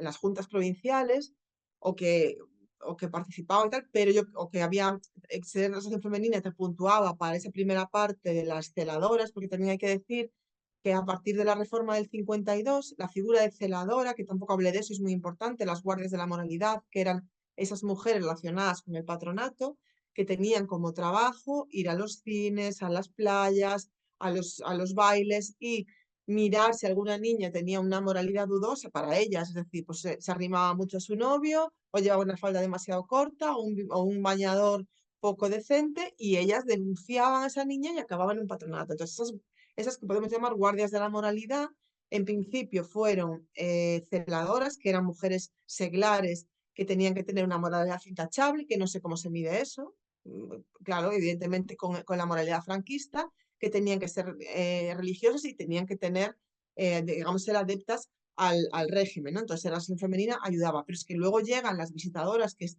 a partir del 52, que es todavía mucho más grave, y son ya directamente religiosas. Entonces, quiero decir con esto que ni siquiera se puede equiparar la adquisición femenina y la iglesia, porque el papel de la iglesia fue fundamental, fue absolutamente protagonista. Cuando se inicia el patronato, que no tienen instalaciones para meter a las niñas, utiliza congregaciones religiosas, pero después cuando empiezan a crear centros propios, en caso de Galicia solo tenemos uno, Nuestra Señora de los Ojos Grandes de Lugo, que se inaugura en el 53, aunque funciona desde un poco antes, ya son las propias monjas y órdenes religiosas las que también llevan el tema de las instituciones propias del patronato, es decir, no hay ningún tipo de participación, digamos, seglar en esas, es todo órdenes religiosas, a lo mejor alguna profesora, algún profesor, ¿no? Pero es básicamente órdenes religiosas las que realizan esa labor contra las patronatas, ¿no? Y apuntando eso de las órdenes religiosas, alguien preguntaba antes por el tema de la historia, ¿no? Y yo creo que es muy importante también puntualizarlo, porque a veces cuando hablas de esto dicen, no, perdona, pero es que el Patronato de Protección a la Mujer aparece en la República. Sí, pero es muy importante contar que el Patronato de la Protección, bueno, primero, lo que es los organismos de represión de la trata de blancas las hubo mucho antes. Ya en la monarquía aparece un patronato de represión de la trata de blancas, ¿no? Y cuando llega Margarita Nelken, por ejemplo, es muy crítica, cuando llega a la República no están en contra de ese organismo, porque primero, precisamente, porque hay una participación de la religión, del catolicismo muy importante, y luego porque no hay personas, porque es un poco desde el punto de vista de la moralidad, ¿no? No es un punto de vista de la prostitución como podemos tener, o sea, vamos a abolir o vamos a regular la prostitución para evitar a cualquier mujer que tenga que pasar, sino una cosa totalmente moralizante y contra las mujeres que eran unas pecadoras, ¿no?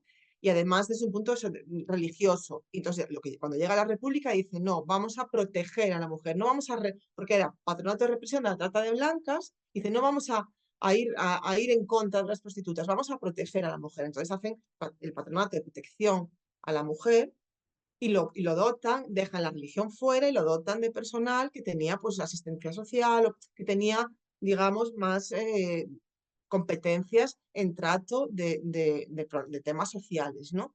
Que es verdad que tampoco lo dotan de presupuestos suficientes y desaparece ya antes de que termine la República, ¿no? Ya en el bienio negro. Pero cuando llega el franquismo, coge el nombre de la República, pero coge las maneras y agrava las maneras de la institución monárquica. Es decir, porque claro, te dicen, no, el patronato lo inventó la República. Bueno, pero el patronato republicano no tenía nada que ver con el patronato que luego del franquismo, empezando porque no era obligatorio estar allí. Es decir, era una cosa voluntaria, mientras que en el patronato franquista, como vimos, pues decidían por ti sin ningún tipo de... Entonces, me gusta mucho incidir en que la Iglesia tuvo un papel fundamental en la represión en general contra las mujeres, pero en concreto contra las patronatas fue el órgano represor fundamental, ¿no? Para que funcionase.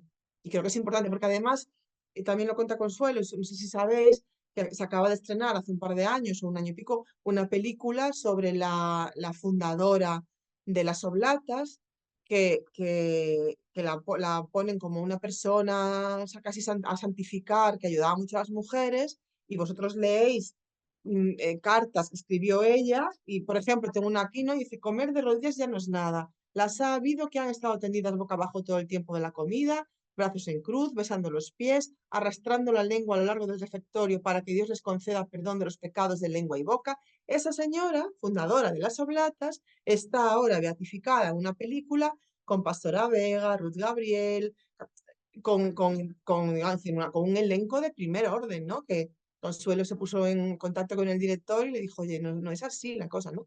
Y aquí en Galicia yo cuento y siempre termino mis charlas en el patronato con esa imagen, que donde las congregaciones religiosas, creo, a ver si coincide María, Marta y Pilar conmigo, había como distintos grados, ¿no? Las chicas que eran menos díscolas las llevaban, mandaban al buen pastor, es decir, el grado de díscola que fueras o el grado de gravedad sobre tu, digamos, comportamiento indicaba dónde te llevaban. Entonces, las que eran más dóciles iban al buen pastor.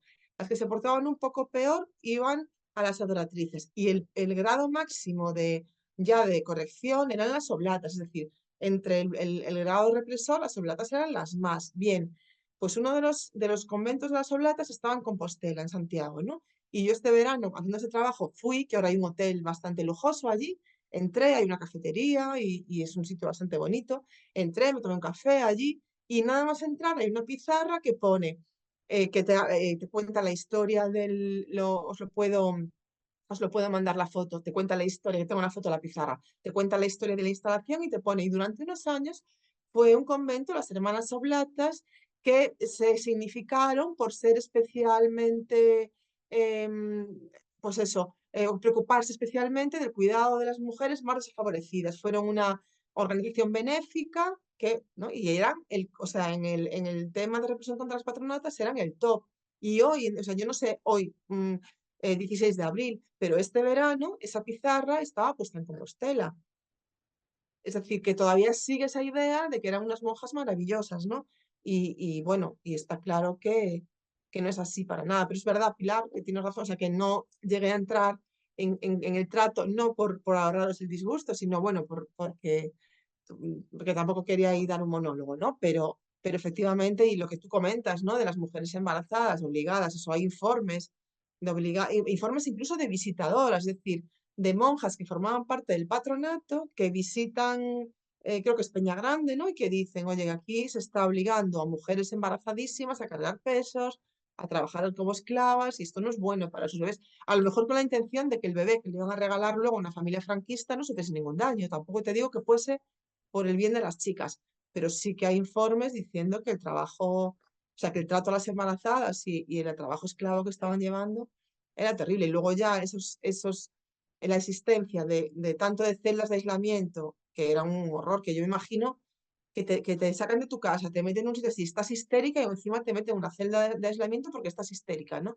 Y luego los centros de observación y clasificación, que no hablamos de eso, que aquí en Galicia no había ninguno, que lo piden en varias memorias que yo consulté, pide Urense, oye, que tiene que haber un centro de clasificación y observación. ¿Qué era esto? Pues eran lugares donde te metían cuando la guardia de moralidad de turno decía, esta niña no se está portando muy bien, y te llevaban ya corriendo al patronato, te metían en este centro para ingresos urgentes y una de las pruebas que te hacían era saber si eras virgen o no, una prueba ginecológica para determinar si estabas en lenguaje del patronato entera o no entera, ¿no? Es decir, si eras virgen o no eras virgen, te sometían a una prueba ginecológica, es decir, eso, insisto, ¿no? La intromisión en la intimidad era hasta el punto ya de físicamente incluso, o sea, te hacían un examen ginecológico para decir si eras caída o si estabas entera todavía, ¿no? Esa terminología que utilizaban.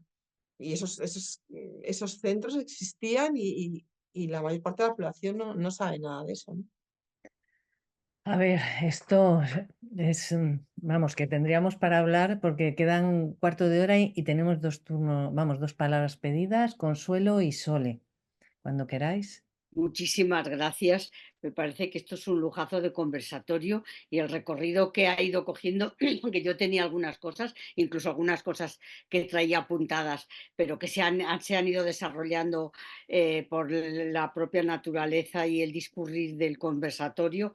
Entonces, bueno, pues hemos visto el tema de la explotación, que era una de las cosas que también no se sabía, porque el silencio siempre ha sido total. Y yo tengo que decir que en mi ignorancia y sorpresivamente ni había oído hablar del tema. Recuerdo cuando llegué a la Universidad de Salamanca con 18 años, había un colegio allí, un edificio, y le digo a una amiga que era de otro pueblecito parecido al mío, y digo, ¿y eso es un colegio? Y digo, ¿eso es un colegio? Y dice, no, es de las Descarriadas. Y digo, ¿y qué es eso? Dice ella, no, no, no lo sé yo tampoco. Y nada, o sea, eso como quedó así, o sea, en realidad algunas proveníamos como de burbujas, ¿no? El caso es que nada, discurre el tiempo y yo desde luego una mujer de izquierdas desde que llegué prácticamente a la facultad, y tengo que decir que es con Almudena Grandes que, que no será, bueno, o sea, será siempre poco el recuerdo que le podamos hacer a ella, que en el libro de las 3 bodas de Manolita cita una situación familiar en la que se queda, porque han detenido por rojos y se queda bueno, pues una mayorcita al cuidado de todos los pequeños. Tiene un adolescente que se la llevan y entonces se entera que luego trabaja como de esclava lavando para restaurantes. Y tiene otra pequeñita que la dicen que la van a educar, que le van a dar formación, ella que procedía de la familia donde la educación era lo máximo, le parece que lo mejor es que llevarse a la niña interna a ese colegio de beneficencia, pero ya no tenía ni para comer ni para casi darles de comer. Y entonces lo que a mí me sorprende ahí es, bueno, no tanto de la explotación, que es como más fácil de llegar, es hasta qué tremenda era la perversión que a las pequeñitas todavía decían que eran posibles en poderlas convertir y que hacerles el borrado ideológico que pudieran traer de base. Mientras que el adolescente ya la daban por perdida a las adolescentes y entonces trabajaban pues totalmente ya no explotadas, sobreexplotadas y sin ver nada. Entonces, bueno, pues me quedaba, digamos, esa pequeña conexión de que eran las mismas órdenes que tenían al lado otro colegio para las pequeñitas, porque lo demás, la verdad, es que ha sido un recorrido el que habéis dado impresionante, que eternamente agradecidas personalmente y como parte de Cuarto Propio en Wikipedia. Sole. Bueno, perdona con lo que decías, yo recuerdo que yo no sabía lo que era el patronato, ni las descarriadas, ni estas cosas, pero yo recuerdo de niñas, supongo que te decían tu madre, ¿no? Como te portes mal, te llevo a interna con las monjas. Y sabías que aquello de interna con las monjas era una cosa de que ya casi no volvías a casa, ¿no? Y yo eso sí que lo tengo, en mi época todavía se decía, ¿no? En los 80, claro, todavía estaba el patronato. Como te portes mal, te llevo a interna con las monjas. Pero no había esa sensación de las descarriadas. Y lo que tú dices es que muchas veces, efectivamente, muchas familias, y eso se ve en los expedientes, muchas familias llevan a su hija, incluso, bueno, muchas no, pero alguna familia lleva a su hija al patronato porque entiende que es lo mejor para ella, porque incluso, por ejemplo, aquí en Galicia, en los años 80, cuando empieza a ver el tema de la drogadicción, anda con drogadictos, en los años 80 se ve mucho, los expedientes de los años 80, empieza a andar con drogadictos y aparece el tema de la drogadicción, ¿no? Entonces, hay familias que acuden al patronato para echar una mano a sus propias hijas. Y cuando se dan cuenta de que aquello es un régimen de eso, de encierro y que no las pueden sacar, no pueden ya hacer nada, porque aunque una madre dijese, quiero que mi hija se vaya al patronato, si dentro de 2 semanas cambia de opinión, porque dice, ostras, pues yo no puedo ver a mi hija ahora, si mi hija va a estar encerrada, si yo pensé que esto no era así, pues ya está, ya no puedes hacer nada, ya no tienes voluntad sobre esa hija. Y de hecho, hay muchísimas cartas en el archivo de Pontevedra donde madres que piden a la Junta Provincial que deje salir a su hija para pasar la Navidad con ella, le dice que no tiene un comportamiento adecuado, que la visitadora dice que no, o que incluso hay monjas de centros de internamiento que le dicen a la Junta Provincial de Pontevedra deja salir a esta niña esta Navidad porque tiene un problema de depresión nerviosa, de crisis nerviosa, y le dice que no, que dice la visitadora que no se porta bien, que vaya a ver al psiquiatra allí a Lugo. Porque luego otra cosa importante es la desubicación geográfica, porque hay gallegas que son enviadas a otras partes del estado, hay expedientes en Galicia de chicas de otras partes del estado, es decir, agravaban al problema, sobre todo cuando se intentaban escapar, lo que hacían era trasladarlas a otros centros de otras provincias para que ya no tuvieran tanta red y le fuese más difícil salir de allí. Y hay muchísimos casos de niñas gallegas que acaban bueno, pues hice unas relaciones que me fui encontrando, pero de bastantes puntos del Estado, ¿no? Es decir, para grabar te ves aún encima lo que cuenta por consuelo, ¿no? De repente me despierto y veo todas las matrículas de Madrid cuando yo soy catalana y eso ya es como el miedo que te entra, ¿no? Decir dónde estoy y por qué no puedo salir de aquí, ¿no? Sole, Sí, cerramos yo, contigo las intervenciones porque venga, vamos. Además de darte las gracias a ti y a las compañeras que han aparecido, que nos han contado tantas cosas fantásticas y han complementado muy bien, ¿no? tu intervención, a mí me pone los pelos de punta el tema de las órdenes religiosas, que sean ellas las que se hayan encargado, pero no solo porque, ocurrió aquello, ya está. No dicen ni pío, aquí no hay ni un mea culpa ni nada por el estilo, porque supongo que entenderán que todo está bien, sino que además en la actualidad yo trabajo en lo social y muchas de esas órdenes reciben subvenciones para ocuparse de mujeres que ahora no las llaman descarriadas, pero seguro que ya sí, pero mujeres que tienen embarazos no deseados y que van a ocuparse de ellas, de madres solteras que siguen llamando, y este tipo de mujeres prostitutas, por ejemplo, y de sus hijas e hijos. Y me parece escalofriante que no haya habido, o sea, sin solución de continuidad, estamos en un poco lo mismo, ¿no? Entonces, es como que no se acaba nunca. ¿Qué os parece? No sé si estoy en lo cierto. Sí, esta asociación, bueno, congregación de Vigo que te hablaba de que estuvo relacionada con el robo de bebés, o sea, se demostró en sede judicial, sigue ahora tratando a personas que llegan de otros países o a mujeres que eso ya es una opinión, claro. Yo entiendo, desde mi punto de vista, que no puede estar las congregaciones religiosas ocupándose en ningún caso de este tema. ¿Por qué? Porque siempre lleva un componente moralizante. Entonces, yo, más allá de que estoy segura de que hay muchas monjas y muchas personas católicas que hacen una labor encomiable, ¿no? Como que exista Cáritas interparroquial, yo creo que tiene que haber un Estado lo suficientemente comprometido como para ocuparse del desamparo de las mujeres inmigrantes que se quedan embarazadas, de sus criaturas. Entiendo que tiene que ser el Estado y nunca congregaciones religiosas las que se ocupen de esta cuestión, porque si es una congregación religiosa, al final, por muy buenas que sean las monjas, por muy buenas, ya pongamos que lo hacen todo bien, por bien, pero siempre va a haber un componente moralizante hacia las mujeres y un componente de culpa y un componente de aguantar ciertas cosas por parte de sus parejas, que a mí me parece que en un estado de bienestar no debe de haber. Entonces, yo en un estado de bienestar creo que no debe existir ni Cáritas, insisto, reconociendo el buen trabajo que hacen, pero es que yo una vez entrevisté como periodista al director de Cáritas de mi pueblo y me decía, es que ojalá no existiésemos. Y yo creo que no deberían existir en un estado de bienestar. Debería de estar, hay ciertas necesidades que deberían de estar cubiertas por el Estado y no por las congregaciones religiosas. Yo creo que la religión, yo en eso tengo el alma republicana, en muchas cosas tengo el alma republicana, pero en eso y creo que las congregaciones religiosas tienen que dedicarse a rezar a Dios y a cuestiones religiosas, no a cuestiones sociales, no a cuestiones políticas. Y para mí es un error que es que siga hoy en día habiendo congregaciones religiosas que además están siendo subvencionadas por las instituciones, a día de hoy, instituciones que subvencionan a las monjitas esas de...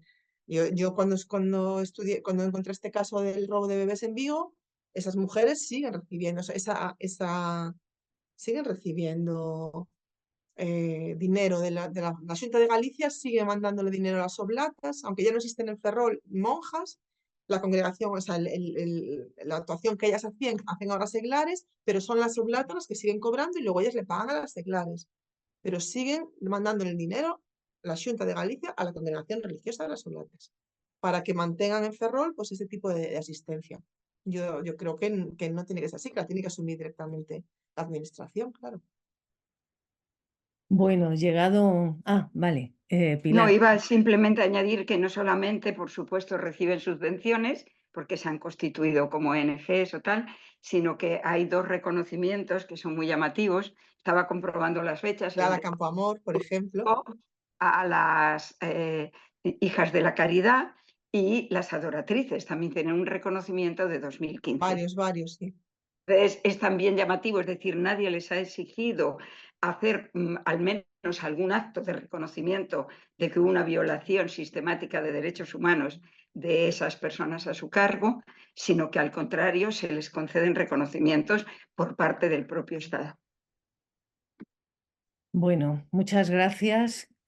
Lástima porque se nos ha echado el tiempo encima, pero vamos, ha sido un conversatorio maravilloso.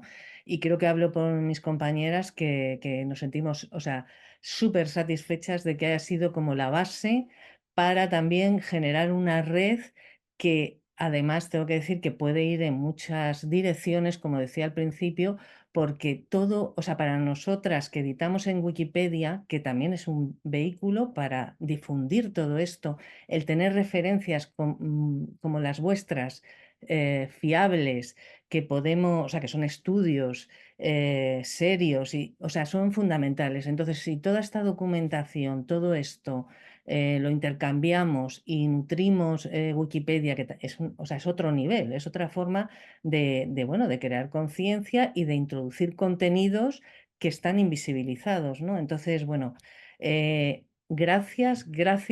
Hemos pasado un rato estupendo, entre comillas, porque todas estábamos mal en el sentido bueno, de que esto nos crispa y nos parece una injusticia terrorífica y eso es lo que hace que nos queramos movilizarnos para hacer algo.